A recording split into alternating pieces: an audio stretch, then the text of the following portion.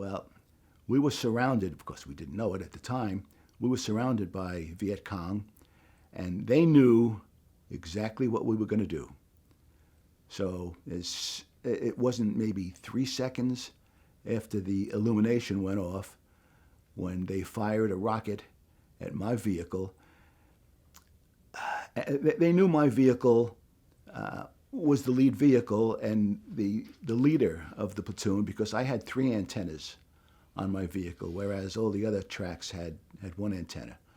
I used to cheat and tie 1 or 2 of them down, but then you didn't have very good communications.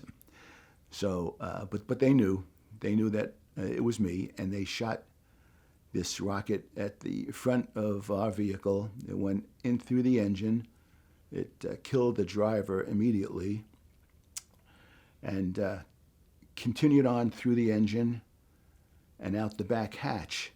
And as it went through the vehicle, now I'm squatting down in front of this bank of radios that we had on the, I guess you call it the right side, the starboard side of the vehicle. And it was an instant thing. You don't know what's happening, but I was thrown out of the top hatch, kind of like Superman flying straight out. All I remember is seeing white light, and I don't remember hearing any explosion. The next thing that I do remember, though, is being held up by a couple of guys, and I felt fingers on my face and even in my mouth as they're scratching and picking out this mud that is in my eyes, in my nose, in my mouth, in my ears. And I thought, what the hell is happening here? I knew I had hurt myself in my left side of my groin because I felt pain, and I felt itchiness on the upper back. And the medic said, "Well, you got a bunch of shrapnel on your upper back."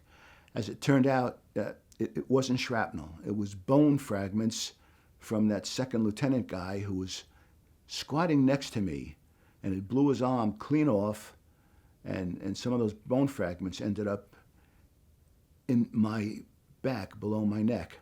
You go to bed at night. Did I accomplish what I was supposed to accomplish today? Did I get that report filed on time?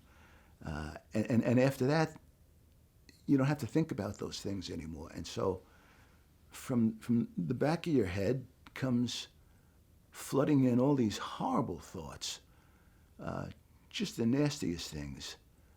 And so I tried to train myself to not think of them. And I think of my grandchildren, and I'm thinking, oh, this is so nice. I just love those little kids. And the next thing I know is I'm in Vietnam, and they're with me. And it just rattled me to the core. I thought, what in the hell? I'm going freaking crazy. And then I retired, moved to Florida, and it still kept happening. Moved to Idaho because of family, and I put my poor wife through hell. At that time, we were married over 40 years, and we're still married today, thank goodness. And I put her through hell for 10 years. And finally, some of my friends who were Vietnam vets said, go to the VA, go talk to them, see what's happening. They said, you've got PTSD. I know I don't, because I never believed in it. I thought it was just a bunch of baloney. Oh, no, it is. It's real. And sure enough, I went to the VA, and I was diagnosed with PTSD. And of course, they put you on meds and try to calm you down, and it worked. So I've been going there now for 5 or 6 years. Unfortunately, now Agent Orange is catching up with me and giving me some prostate cancer. Thank you very much.